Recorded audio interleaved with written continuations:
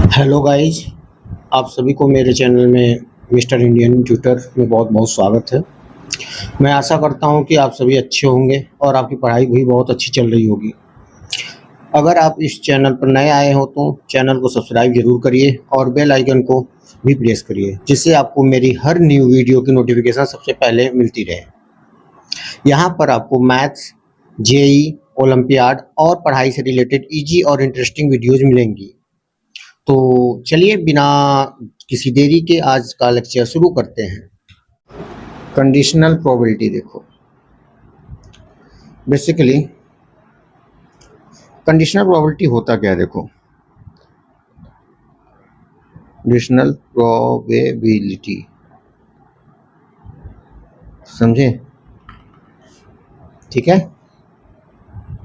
चलो देखो main idea इसका देखो। कंडीशनल प्रोबेबिलिटी का मतलब क्या है? प्रोबेबिलिटी तो समझ गए, favourable outcomes upon total outcomes. Conditional probability means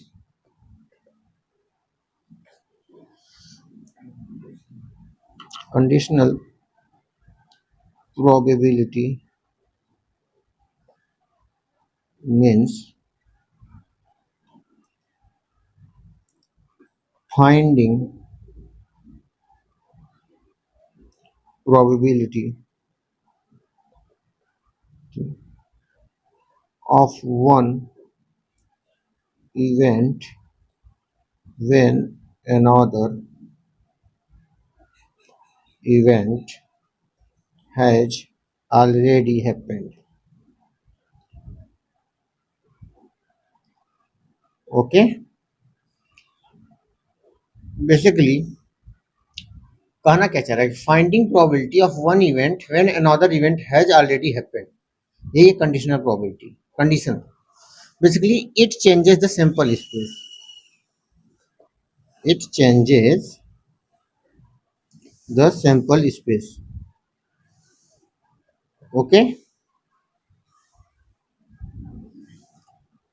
चलो देखो फॉर्मूला देखो कंडीशनल प्रोबेबिलिटी का। Formula if E and F are two events, okay, events is denoted by capital letter. Got my point? Probability of E upon F is probability of E and F upon probability of F. पता है ना ये? And provided, basically लिखना provided probability of F does not equal to zero, नहीं तो exist ही नहीं करेगा। समझ में आई बात? मीनिंग ऑफ सिंबल देखो, बेसिकली प्रोबेबिलिटी ये दिया है कंडीशन वाला, ये प्रोबेबिलिटी ऑफ E मतलब क्या है कि basically both E and F occurs simultaneous and probability of F। Okay, इतनी सी बात समझ में आई या नहीं? ठीक है, अब कहोगे सर एक बात बताओ, ये कंडीशनल प्रोबेबिलिटी तो समझा रहे हो, बेसिकली जो ये वाला टर्म है ये तुम्हारा मल्टीप्लिकेशन रूल से आता है। बेसिकली प्रोबेबिलिटी आता है ना, ठीक है, इतना लिखो, लिखे ये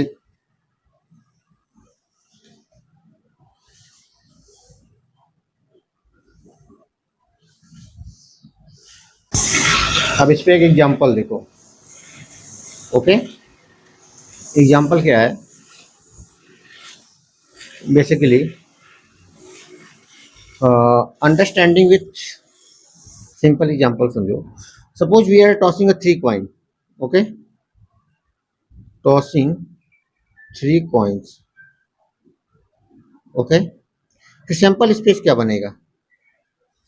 सैंपल स्पेस देखो, 3 का मतलब 2 पावर 3, 2 पावर बेसिकली सुनो, टॉसिंग एक कॉइन करोगे तो 2 आएगा पॉसिबिलिटी, 2 कॉइन करोगे एक साथ तो 2 के पावर 2 आएगा, और 3 कॉइन टॉसिंग करोगे तो 2 के पावर 3 आएगा, मतलब 8 पॉसिबिलिटी। तो एक हेड हेड हेड आएगा, हेड हेड टेल एक आएगा, देखो, हम अगर तुमको सैंपल से एक भाषा में समझाएं तो इतना लिखने का तरीका एक चीज जान लो, यहाँ कैसे लिखते हैं। 2 पावर 3 का मतलब 8, मतलब एक बार 4 बार हेड लिखो ऐसे, फिर टेल टेल टेल टेल लिखे, फिर दूसरा लिखो 2 बार हेड, फिर टेल 2 बार, फिर हेड, फिर टेल टेल लिखे। अब तीसरा वाले में क्या लिखो, एक बार हेड एक बार टेल, एक बार हेड एक बार टेल, एक बार हेड एक बार टेल, एक बार हेड एक बार टेल, दिखा। अब देखो तीनों को मिलाओ, head head head, head head tail, head tail head, और head tail tail, tail head head. देखो आसान हो जाएगा तुम्हारे लिए। और टेल हेड टेल, फिर क्या आएगा, टेल टेल हेड, फिर टेल टेल टेल। देखो 8 आया ना, दिखा ना आसान से। एक बार पहले 4 बार लिखो हेड, 4 बार टेल, दूसरी बार में लिखो 2 बार हेड 2 बार टेल, फिर ऐसे रिपीट कर दो। तीसरी बार में लिखो head tail head tail head tail, समझे। 2 पावर 8, ये पता था कि नहीं? पता है ना कैसे लिखना होता है? ठीक है। अब देखो सैंपल स्पेस पता चल गया। अब टोटल आउटकम्स कितना आया, 2 पावर 3 मतलब 8। बेसिकली चलो मैं बोला let E equal to at least 2 heads, ठीक है। मैंने बोला एफ क्या है, फर्स्ट कॉइन इज टेल, ठीक है, यही मैंने बोला एफ। सो स्टेप 1 क्या होगा हमारा राइट करने का, पहले हम राइट इवेंट करेंगे। तो ई का इवेंट क्या आया होगा, देखो मतलब बोला एटलीस्ट 2 हेड्स, मतलब दो, कम से कम 2 हेड होने चाहिए या उससे ज्यादा होने चाहिए। देखो कहाँ पे आएगा 2 हेड, एक आएगा यहाँ पे, एक यहाँ पे, एक यहाँ पे, एक यहाँ पे तो नहीं होगा, यहाँ पे, और तो कहीं नहीं दिखाई दे रहा है, यही ना। ट्रिपल हेड, फिर डबल हेड, फिर डबल हेड, फिर एक डबल हेड, ऐसा, यही। अब देखो एफ क्या है, फर्स्ट कॉइन इज टेल, मतलब पहला कॉइन। तो बेसिकली पहला कॉइन टेल कहाँ पे आएगा, देखो यहाँ तो नहीं है, इसमें भी नहीं है, ना ही इसमें है, इसमें है, इसमें है पहला टेल, इसमें दिख रहा है पहला coin tail. Tail head head head, tail head टेल, और क्या था, tail tail tail tail head, और क्या था, टेल टेल टेल, यही रहा। अब देखो इसमें से क्या हम करते थे, ई एफ निकालते थे ऐसा करके। अब इसमें देखो कॉमन क्या है इन दोनों में, कॉमन आउटकम्स तो चेक करो क्या है, टेल तो रहेगा ही, कहीं पे है, ये रहा टेल हेड हेड, और कोई कॉमन है, एक ही आया है कॉमन आउटकम्स। अब इनका फाइन प्रोबेबिलिटी निकालो, प्रोबेबिलिटी ऑफ एफ बताओ कितना रहा, 4 आउट ऑफ किसमें से, 8 में से, 1/2। Probability of E U F, मतलब E and F common output, तो क्या रहा, 1/8 रहेगा। मैं तुमसे बोल रहा हूँ फाइंड ई कंडीशन एफ, सो 1 ये रहेगा, आएगा ऐसा, 1/8/4/8, बेसिकली 1/4। What my point.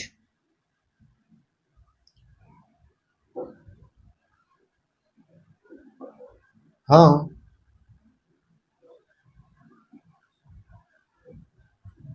समझ में आया या नहीं, आ गया, लिखना है। अच्छा ठीक है। अब देखो कंडीशनल प्रोबेबिलिटी चेंजेस क्यों होता है, why conditional probability changes, why conditional probability changes, तो देखो आंसर में कि क्यों चेंजेस होता है। देखो, because once event F happens we ignore all outcomes outside F. Because once event F happens, we ignore all outcomes outside of F. Understand? Suppose original sample space था 8 और new sample space after knowing F occurred, तो 4 outcomes आया था। अरे ऊपर वाले example में यही चीज बोल रहा है, कंडीशनल प्रोबेबिलिटी चेंजेस क्यों होता है। What my point. अब देखो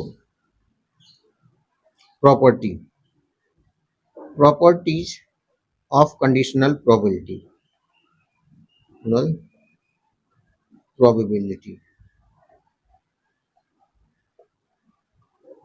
प्रॉपर्टी 1 पहला देखो,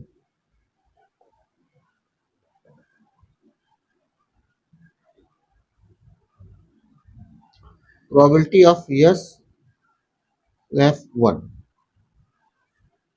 देखो क्या कहना चाह रहा है यहाँ पे, मतलब क्या है इसका कि if F has occurred then sample space definitely exist. What my point.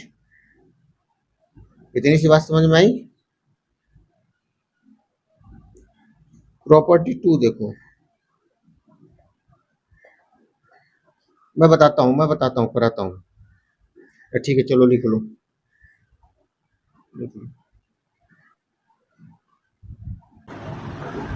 देखो आप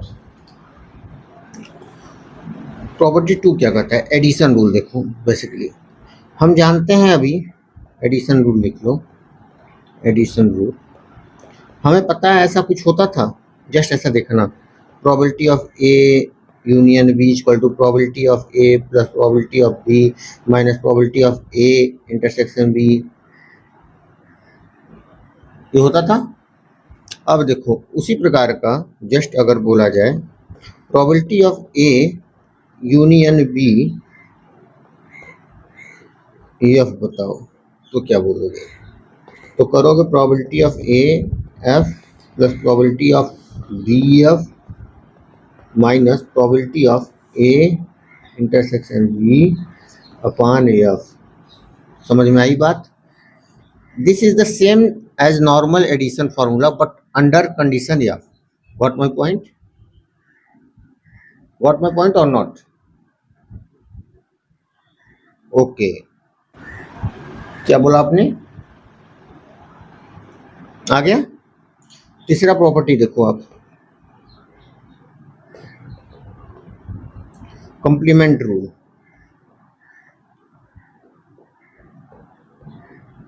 देखो हम probability of E dash find करते थे 1 माइनस प्रोबेबिलिटी ऑफ ई से फाइंड करते थे।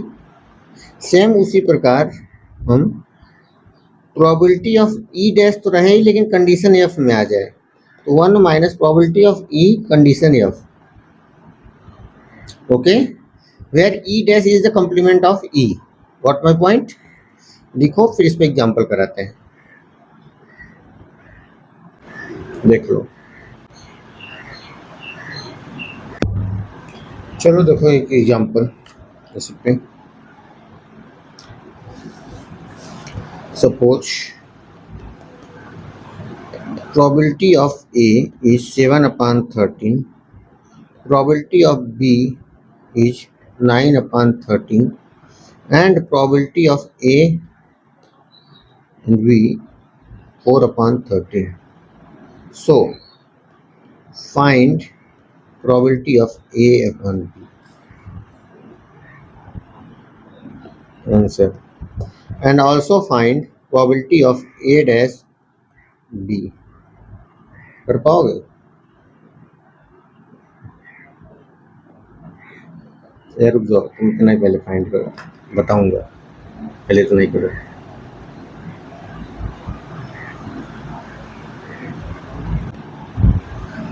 चलो देखो, मैच कराना।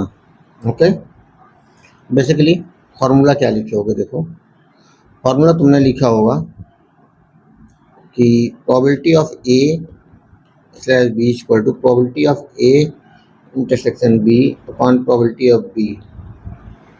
तो 4/13 था इसका और 9/13 था इसका, तो प्रोबेबिलिटी ऑफ ए और बी क्या आ जाएगा, 4/9। यही आंसर है।